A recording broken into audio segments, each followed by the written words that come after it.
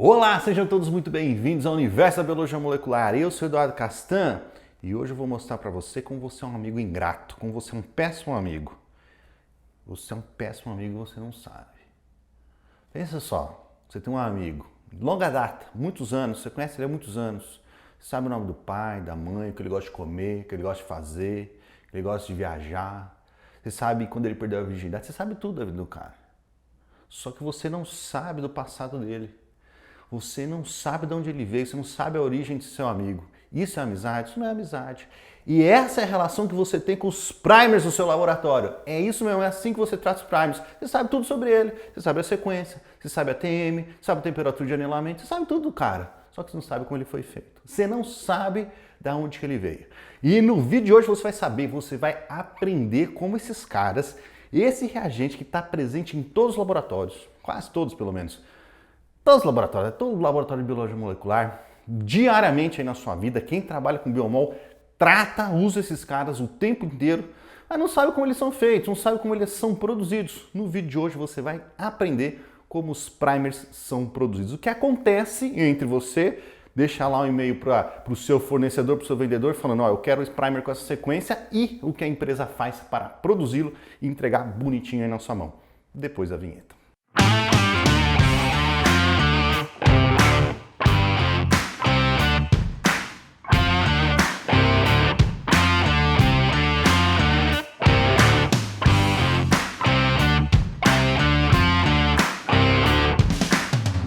Maravilha! Então vou falar para vocês como os primers são produzidos. Antes da gente começar, eu sempre gostaria de lembrar vocês que vai lá no universobiomol.com, deixa seu e-mail lá, você vai fazer um cadastro, deixar só seu e-mail, mais nada, não vou te pedir mais nada e nem vou ficar te enchendo o saco, mas se você fizer o cadastro ali, você vai receber meus e-mails toda semana quando sair uma nova aula, você vai ficar sabendo. E quando eu fizer algum evento, eu vou mandar os e-mails avisando sobre o evento, o que está rolando ali. Você vai poder se inscrever, participar e saber tudo que tem de novidade no Universo da Biologia Molecular. Além disso, temos também o Instagram do Universo da Biomol, onde o papo é mais direto, o conteúdo sobre biologia molecular é mais rápido ali, você pode interagir diretamente comigo através das caixinhas de perguntas e respostas e também pelo direct. Eu tento responder quase todo mundo sempre que dá, beleza? Vamos lá! Como nós vamos organizar essa aula aqui? Qual vai ser a agenda? Essa aula, esse vídeo aqui, essa aula, ela vai estar dividida em dois vídeos, em duas partes. A primeira parte, que está começando agora, que você vai assistir, e a próxima parte, a segunda parte, que vai sair na semana que vem. Se você está assistindo esse vídeo aqui em tempo real, conforme eu lanço, você não tem acesso à segunda parte da aula ainda. Mas se você está no futuro, vendo essa aula no futuro, você provavelmente já tem acesso à segunda parte dela aí, beleza? Então eu vou lançar a primeira parte da semana, você vai entender por que eu estou fazendo isso. Essa primeira semana, hoje, vamos falar de como os primers são produzidos. E na semana que vem, eu vou falar para vocês qual é o método de purificação que você deve escolher para os seus primers. No momento da síntese, você vai ver que existe um negócio aí no meio do caminho que vai demandar a purificação dos primers ao longo do processo de síntese, de produção dele, né? Ele precisa ser purificado, você tem que escolher qual é o método de purificação. Eu vou ensinar vocês a escolher o método de purificação adequado de acordo com a sua situação aí. Depois que você entender o que eu tenho para falar hoje, você vai entender na próxima aula e depois eu explico por que eu estou separando isso aqui em duas aulas. Vamos lá, quais são os conceitos que você precisa ter para absorver essa aula que eu estou prestes a começar? De preferência, você tem que saber a estrutura da molécula de DNA. Lá como é que funciona a molécula, né? Como que as três partes, né? O que é a pentose, a base nitrogenada, o grupo fosfato. Seria interessante que você soubesse isso antes de entrar fundo nessa aula. Se você não sabe, você tem duas opções. Clica no link aqui em cima que eu estou deixando essa aula, explicando como é que é a estrutura da molécula de DNA, como é que é a estrutura dos nucleotídeos. Essa é a primeira opção, você assiste lá e depois volta para cá para assistir. A segunda opção, vai direto, assiste essa aula aqui, mesmo sem dominar a estrutura do DNA. Você vai entender, só que talvez você entenda aí, ó, se aprofunde mais quando você tiver essa outra informação da estrutura do DNA. Beleza? Então vamos começar. Vamos fazer uma introdução, vou fazer um resumo de como os primers são sintetizados. Como os primers, os oligonucleotídeos de modo geral, não somente primer, né? Oligonucleotídeos até 200 pares de base, eles funcionam, eles podem ser sintetizados, produzidos utilizando essa estratégia aqui. Eu vou começar resumindo ela, depois eu destrincho cada um dos passos. Como é que funciona? Você pediu um primer, você descobriu a sequência do primer, desenhou lá bonitinho, vai entrar em contato com o seu fornecedor, com o seu vendedor, falou, ó, vendedor, sintetiza, produz esse primer aqui nessa sequência para mim. A, T, C, G, O, você vai falar lá os seus mais ou menos para um primer, né? Por volta aí de 20 nucleotídeos na ordem que você precisa ali, para cada um do que importa que você vai fazer. Você vai mandar a sequência lá para ele. Aí, esse seu vendedor vai entrar em contato com a fábrica de óligos da empresa dele e vai falar, ó, produz aí na fábrica esse primer, esse oligonucleotídeo com essa sequência específica que meu cliente pediu. Aí alguém responsável vai numa máquina, num sintetizador de óligos, é uma máquina específica que faz isso, ele vai lá nessa máquina, programa essa máquina com a sequência de nucleotídeos que você pré-determinou e a máquina vai começar a produzir, vai começar a sintetizar automaticamente seu oligonucleotídeo na sequência que você precisa. Então a primeira coisa que acontece, né, é que lá dentro da máquina nós temos um suporte sólido que pode ser ali uma bide de vidro porosa, pode ser uma estrutura de poliestireno também, varia de caso para caso. Mas você tem ali um suporte sólido, no qual esse suporte sólido ele vai estar associado a uma molécula. É uma molécula que está ali, que pode ser chamada de linker ou de espaçador. É uma molécula que para a gente não importa agora do que ela é feita, mas é uma molécula que está ali, que está em uma de suas extremidades está presa a esse suporte sólido e a outra extremidade está presa ao primeiro nucleotídeo do seu primer, do seu oligonucleotídeo. Então, se o seu oligonucleotídeo começa com ATCG, por exemplo, o nucleotídeo A não é o nucleotídeo no formato, na estrutura que a gente conhece, vocês vão entender por que é um nucleotídeo um pouco modificado. O primeiro nucleotídeo do seu primer vai estar ligado aqui nesse linker, nesse espaçador. É isso que vai acontecer. Aí essa máquina ela vai começar a adicionar nucleotídeos aqui na ordem desejada, na ordem que foi pré-programado lá no equipamento. O equipamento tem essa capacidade de fazer isso. Então imagine que a sequência do seu primer seja essa daqui, A, T, C, G, T, A. Esse óligo, esse sintetizador de óligo, ele vai adicionando os nucleotídeos aqui na ordem que você precisou. Cada um deles, a adição individual de cada nucleotídeo no sentido de 3 linhas, 5 linhas. Então diferente de uma reação enzimática, né? Lá na célula, lá na PCR, por exemplo, que a adição de nucleotídeos ela acontece no sentido 5 linhas, 3 linhas, assim que a DNA polimerase funciona. Aqui, com uma reação química, a síntese ela vai acontecer no sentido oposto, 3 linhas, 5 linhas. Então é uma reação, uma série de reações químicas, são várias reações químicas que acontecem aqui nesse processo que vai permitir que esse suporte sólido se ligue a esse espaçador, que se liga ao primeiro nucleotídeo, que se liga ao segundo, ao terceiro, ao quarto, na ordem desejada, conforme você requisitou. O equipamento vai funcionar dessa maneira, é isso que vai acontecer aqui, uma série de reações químicas que eu vou explicar para vocês. Mas antes eu queria mostrar para vocês o sintetizador de óligos. Esse aqui é um exemplo de um sintetizador. São máquinas feias, né? Quando comparado com os equipamentos de laboratório, de biologia molecular, que são bem estilizadas, têm um design bonito, geralmente essas máquinas são mais feionas. Por quê? Porque não vai para um cliente final. Ele está ali dentro da empresa, né? Uma empresa que sintetiza óligos, que é um intermediário, então ela tem mais cara de fábrica mesmo. Ela não é tão bonita. Mas de todo jeito, aqui tem todos, dentro desse equipamento aqui, tem todos esses óligos, esses nucleotídeos modificados, que eu já vou falar sobre eles daqui a pouco, tem todos os reagentes químicos, todas as substâncias químicas necessárias para que essa síntese química aconteça, tem ar comprimido, tem solução de lavagem, tem um monte de coisa aqui dentro que essa máquina ela vai injetando ali nos locais corretos, no local correto durante a síntese, para que aquele processo que eu mostrei para vocês aconteça, certo? Eu só queria mostrar a máquina para você ver, ter aqui um exemplo, né? Essa é uma máquina de alta capacidade, tem máquinas pequenininhas, tem intermediárias, tem máquina que é quase de mão, assim, ela tem de tudo quanto é jeito, tá? Essa aqui é só um exemplo de equipamento. Agora eu quero destrinchar com vocês esse processo, como que esse processo químico acontece. Então o processo de síntese é utilizado uma estratégia chamada fosforamidita, que é baseada na utilização de fosforamidito de nucleosídeo. É uma molécula modificada, é um nucleotídeo, só que com algumas modificações, algumas proteções ali para que a síntese aconteça. Esse processo aqui ele pode ser dividido em inicialmente 6 passos, depois eu vou mostrar o 7º passo, mas em 6 passos principais. O primeiro deles é o desbloqueio. Esse fosforamidito de nucleosídeo ele vem com vários bloqueios, várias proteções. O primeiro passo lá na síntese é o desbloqueio de uma dessas proteções, de um desses bloqueadores, que vai permitir que o próximo nucleotídeo se acople. Então o segundo passo é o acoplamento do segundo nucleotídeo aqui. Depois, nós temos um passo de capping, que é um mecanismo de proteção para evitar que primers, que oligonucleotídeos no processo de síntese, que falharam ao longo do processo de síntese, eles continuem sendo sintetizados. É um processo aí um mecanismo de proteção.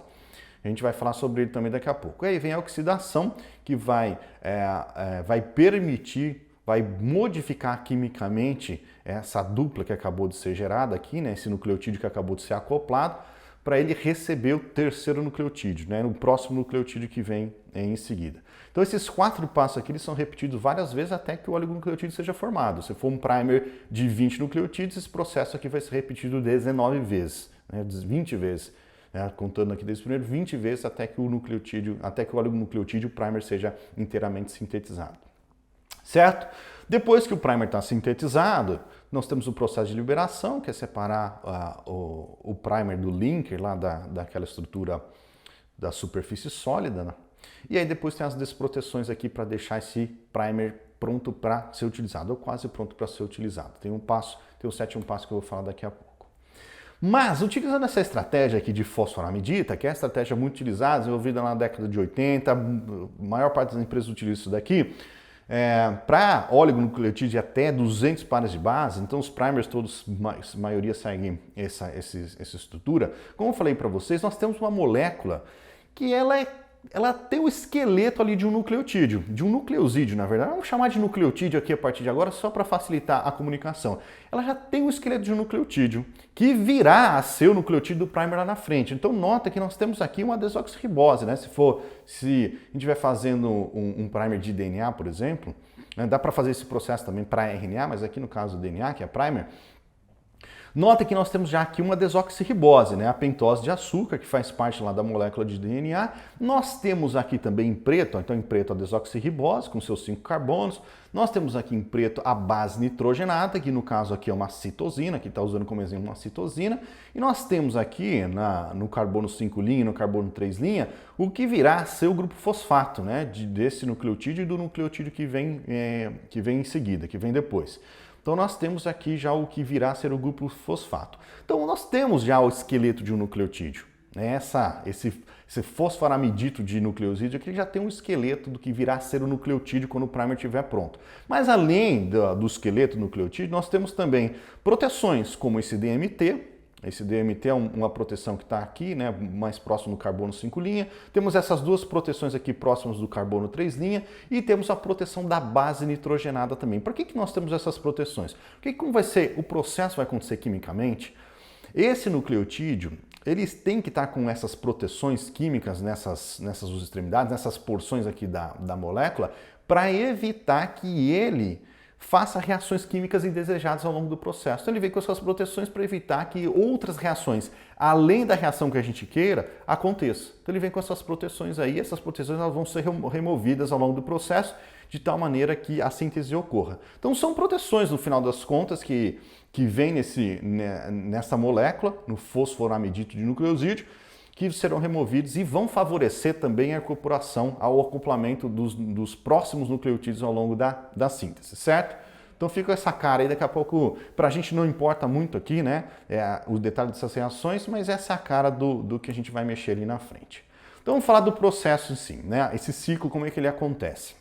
Deixa eu fazer um disclaimer aqui antes de continuar, que eu falei que esse processo aqui vai ocorrer de acordo com uma série de reações químicas. E eu acho que não faz sentido aqui pra gente eu falar o nome de todos os produtos químicos que são utilizados, todos os reagentes químicos que são utilizados, o nome das reações que estão acontecendo, entrar em detalhes como que a reação acontece, porque, cara, isso aqui não é uma aula de química. Eu nem entendo isso aqui direito também, para você provavelmente não vai fazer muita diferença. Então, eu vou omitir um monte de coisa aqui, o nome dos reagentes, né, o nome da reação que está acontecendo ali, o que está acontecendo dentro da molécula, porque não faz sentido. Se você quiser saber, eu vou deixar 2 links aqui embaixo, que inclusive de onde eu tirei essas imagens aqui e parte das informações, que um está no site da IDT e outro no site da MEC. Depois você olha lá, que ali tem o nome das reações, dos produtos químicos, eles falam tudo em detalhe ali. Mas para a gente aqui não faz sentido. Então vamos só no grosso do negócio mesmo para você entender. O ciclo da síntese de óleos começa aqui, ó. Aqui nós temos aquela bide de vidro, que é uma das superfícies sólidas, um tipo de superfície sólida que pode ser utilizado. Aqui esse espiralzinho é o linker, ou aquela molécula que faz a ligação da superfície sólida com o primeiro nucleotídeo, e aqui nós temos o primeiro nucleotídeo. O primeiro nucleotídeo que está associado à base N. Como é o primeiro aqui, vai ser a base 1, né? A base 1. Então ele tem as modificações, não estou mostrando todas as modificações, mas ele tem aquela modificação ADMT. Uma delas, né, que está ali, é a modificação, a proteção, o bloqueio que está próximo ao carbono 5' desse nucleotídeo. Ele está aqui essa proteçãozinha. A primeira coisa que vai acontecer é o desbloqueio, é a retirada desse grupo DMT, porque a gente tem que vir com o próximo nucleotídeo aqui e se ligar nessa extremidade, que virá a ser o grupo fosfato, né, de um nucleotídeo ligando com outro nucleotídeo. Então esse primeiro bloqueio aqui ele tem que ser retirado. Tem um desbloqueio, então ele foi retirado, formando aqui uma hidroxila, e em seguida vem o próximo nucleotídeo carregando a segunda base, que aqui no caso vai ser o N+1, como essa aqui a N era a nossa base 1, essa vai ser a base 2, N+1. Vem o próximo nucleotídeo com as suas proteções, aquelas proteções que eu mostrei para vocês ali, né, no slide anterior, e ele vai se acoplar com o primeiro nucleotídeo, formando aí já a estrutura com 2 nucleotídeos. Ainda com algumas modificações, mas já aqui tem o nucleotídeo, por exemplo, AT, um ligado no outro, né? Ou CG, qualquer sequência que você tenha programado aí. Só um lembrete, antes de eu continuar, esse processo todo que eu estou mostrando aqui para vocês está acontecendo dentro daquela máquina, né, que está injetando substância química, retirando substância química, injetando ar, retirando ar, fazendo lavagem, disponibilizando o nucleotídeo, retirando o nucleotídeo, disponibilizando o próximo nucleotídeo. A máquina está fazendo isso aqui automaticamente, colocando e retirando produto químico e colocando e retirando os nucleotídeos aqui na ordem que for necessária. Tá tudo acontecendo dentro daquela máquina. Então, nucleotídeo 1 associado a BID. Teve o desbloqueio, retiramos o grupo DMT aqui, formando uma hidroxila que permitiu o acoplamento. Do segundo nucleotídeo vem e faz o acoplamento aqui. Ele está com as suas devidas proteções. O que acontece é que esse acoplamento ele pode acontecer de forma adequada, como a gente quer, o que é o que a gente espera, e se isso acontecer, vai ter aí o seu TA, o seu CG, vai ter os seus 2 nucleotídeos do seu primer, do seu oligonucleotídeo, mas pode ser que esse acoplamento aqui ele falhe.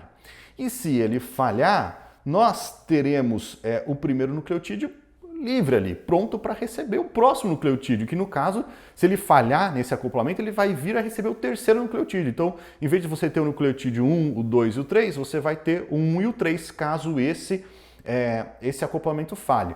Então, para que você não tenha um nucleotídeo faltando, um primer faltando um nucleotídeo ali no meio, o que acontece? A gente faz um capeamento, a proteção dessa extremidade aqui, onde estava o DMT, para evitar que esse cara que falhou aqui, ele venha receber o próximo nucleotídeo, né? Que eu estou mostrando aqui uma bidzinha formando um primer, mas isso está acontecendo em milhares ou milhões de bits e milhões de primers sendo sintetizados ali naquela máquina, né? Então, com certeza, boa parte, vocês vão ver que provavelmente aí entre 90% e 95% do acoplamento aqui vai funcionar, mas de vez em quando ele vai falhar. E quando falhar, a gente tem que bloquear esse cara para ele não continuar sintetizando o primer na sequência errada, certo?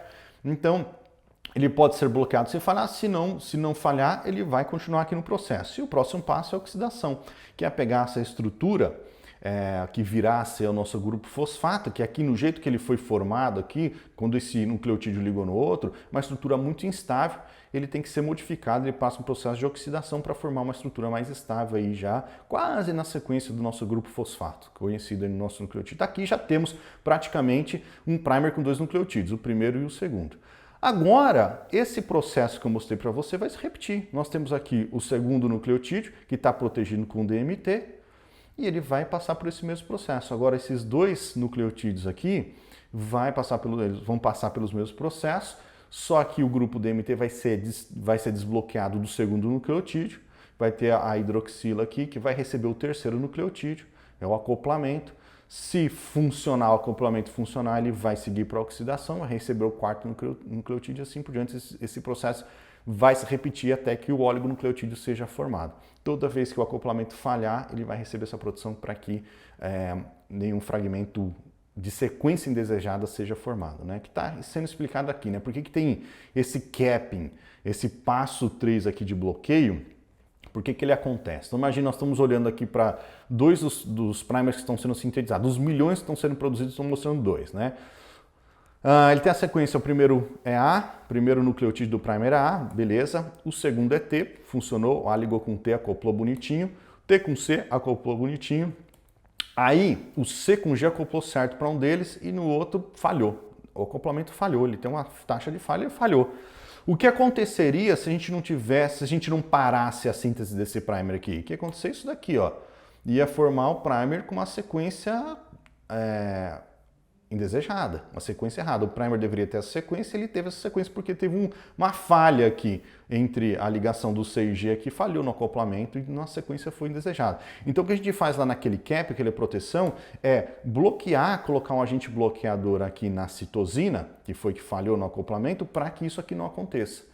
Então nós teremos, ao longo do processo de síntese dos primers, os primers que foram sintetizados no tamanho correto, na sequência correta, e primers truncados, que eles foram sintetizados até certo ponto, falhou ali por alguma razão no acoplamento e ele parou. A gente não permite que ele continue sendo sintetizado. Então a gente vai ter nucleotídeos, vai ter primer ali de um nucleotídeo, primer de 2 nucleotídeos, de 3 nucleotídeos, de 4, aí de 20, um monte do de 20, que era o tamanho adequado que a gente esperava. A maioria vai ter de 20, vai ter esses pedacinhos pequeno ali que foram formados também, que a gente tem que dar um jeito de jogar eles fora depois, que a gente vai falar sobre isso na próxima aula, como eles são jogados fora.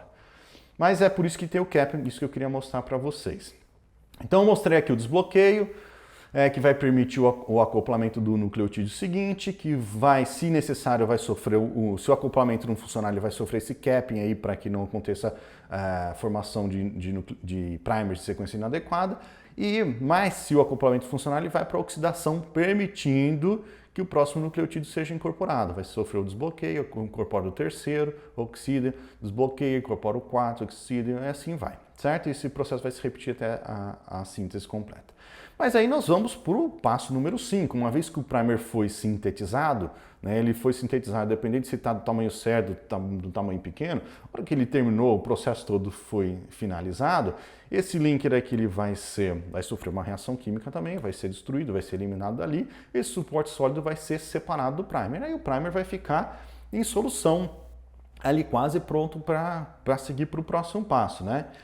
Eu coloquei aqui agora esses escudinhos vermelhos aqui só para lembrar para vocês que ainda esses nucleotídeos que foram incorporados, eles contêm ainda agentes bloqueadores. Lembra lá que a base nitrogenada também tinha o bloqueio dela para evitar que outras reações químicas indesejadas aconteçam, elas continuam com os bloqueios. Só a timina que não precisa. A timina não precisa desses agentes bloqueadores aí não, mas o resto precisa, então elas continuam lá com bloqueio, que é aí que vem o sexto passo, que é a desproteção desses nucleotídeos para que fique na sequência de primer mesmo, sem nenhuma outra molécula ali no meio. Então nós temos esse sexto passo, que é retirar esses bloqueios aí o primer está pronto para o passo número 7, que eu não falei ainda para vocês se ele existe. Mas o processo de síntese é isso, é assim que ele acontece, é assim que o primer, o seu amigão do dia a dia, ele é sintetizado. Só que esse processo, acabei de mostrar para vocês, ele é falho, né? Nós temos ali o primer, os primers, a maior parte deles vai ter o tamanho adequado, com a sequência adequada, mas vai ter primer truncado ali no meio. Primer de tamanho inadequado, que isso a gente tem que jogar fora, né? Dependendo da aplicação, você tem que eliminar isso daquele tubo ali para você não trazer ele com você no seu experimento. Então o processo é falho, é um processo que demanda um monte de reação química, ou seja, diferentes reagentes químicos que vão eventualmente ficar presentes ali, um pouco, lógico que isso vai ser lavado, tudo, mas um pouco desses produtos químicos continuarão presentes ali nos primers. E a cada reação química que acontece ali, nós temos a geração de subproduto, né? Nós temos o subproduto gerado a partir de cada uma das reações químicas da incorporação, proteção, tudo que eu mostrei para vocês ali. Então, é um processo falho que tem um monte de impureza ali no meio. Nós temos que ir para o próximo passo para resolver essas desvantagens, essas características negativas desse processo de síntese. Mas antes, deixa eu mostrar aqui em relação ao processo falho, né? Deixa eu mostrar essa tabela aqui para vocês. Aqui eu estou mostrando a eficiência de síntese de um determinado primer, de um determinado óleco, de acordo com o seu tamanho, de acordo com o tamanho do óleo que está sendo produzido e de acordo com a eficiência de acoplagem do sistema da máquina que está sendo utilizada ali, né? Do equipamento, dos reagentes químicos que estão sendo utilizados nesse processo de produção aí, certo? Se a gente pegar um primer, por exemplo, né, que tem por volta de 20 nucleotídeos, e o equipamento, os reagentes químicos que a gente estiver utilizando ali no processo de síntese, a empresa estiver utilizando no processo de síntese, tiver uma taxa de acoplagem, uma eficiência de acoplagem de 99,5%, que é uma taxa alta, uma eficiência muito boa, primers de 20 no final do processo, primers de 20 nucleotídeos terão um rendimento, uma taxa de síntese, um rendimento de produção ali de 90%. Ou seja, 10% do que foi utilizado aqui no começo desse processo de síntese, lá, de todos os nucleotídeos modificados que foram utilizados no começo, se perdeu, virou primer truncado que tem que ser eliminado, porque o processo é falho, né? Então 90%, beleza, é do primer que a gente quer, mas o resto, os 10% restante é porcariada que a gente tem que jogar fora, aí dependendo da aplicação. E claro que isso varia de acordo com o tamanho, né? Quanto maior é o fragmento do oligonucleotídeo a ser sintetizado, maior é a chance, maior a quantidade de erros de acoplamento que vão acontecer. É uma questão de probabilidade. Se você acopla mais, tem mais chance de errar, né? Então, quanto maior é o fragmento a ser sintetizado, maior é a chance de você errar e menor, obviamente, é a eficiência do processo. Então, essa eficiência do processo está diretamente relacionada ao tamanho do primer que está sendo sintetizado, ou óleo que está sendo sintetizado, né? Certo? Então, eu estou falando aqui, né, em relação ao processo falho, mas o processo todo, como eu disse, demanda reagente químico, reação química, gera subproduto, e é aí que a gente entra no passo número 7, que é a purificação, que é o processo de retirar todos os produtos químicos que não nos interessam, dos subprodutos gerados a partir das reações químicas, em alguns casos, retirada dos primers truncados, dos 10%, por exemplo, de primer que estão do tamanho inadequado. Nós precisamos retirar esses, a gente precisa fazer essa purificação. É aqui que está o grande lance. Aqui que está o grande lance. Porque todo esse processo que eu mostrei para vocês, do 1 ao 6, independe de você. Você manda a sequência lá para a empresa e a empresa vai fazer isso aqui, vai sintetizar utilizando uma estratégia como essa ou algo muito semelhante a esse daqui.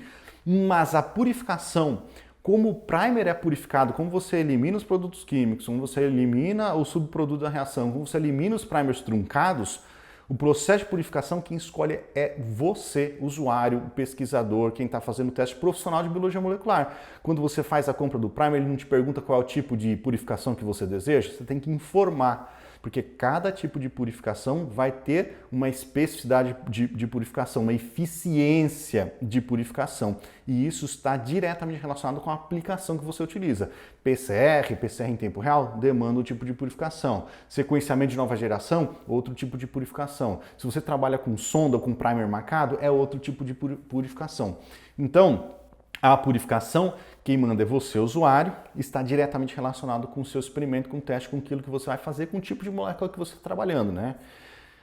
E essa é a segunda parte da aula. Então eu quero quebrar a aula aqui no meio e a gente vai seguir na semana que vem, eu explicar para vocês na semana que vem quais são os diferentes tipos de purificação, como eles funcionam e quais são as purificações, qual é o tipo de purificação mais adequado para o seu teste, para o seu experimento. E por que eu estou quebrando essa aula? Porque para eu falar de purificação, eu vou falar de cromatografia, eu vou falar de HPLC, eu vou falar de outras técnicas que eu preciso explicar antes de falar da purificação para vocês, certo? Então ia ficar uma aula muito longa, faz sentido eu quebrar essa aula aqui no meio e explicar os diferentes tipos de purificação lá na frente, na próxima aula, na semana que vem. Se você está assistindo isso em tempo real, vai ser na semana que vem. Se você está assistindo no futuro, já deve estar disponível para você. Segue assistindo que você vai ter essa informação, certo? Então era isso que eu queria falar para vocês. Eu espero que vocês tenham entendido, gostado, entenderam como é que um primer é produzido. Se você tiver qualquer dúvida, qualquer pergunta, deixa um comentário aqui embaixo, manda mensagem para mim que eu quero saber. Beleza? Valeu demais. A gente se vê na próxima aula, que eu vou explicar qual é o tipo de purificação mais adequado para o seu teste, para o seu experimento. A gente se vê na próxima aula. Tchau, tchau.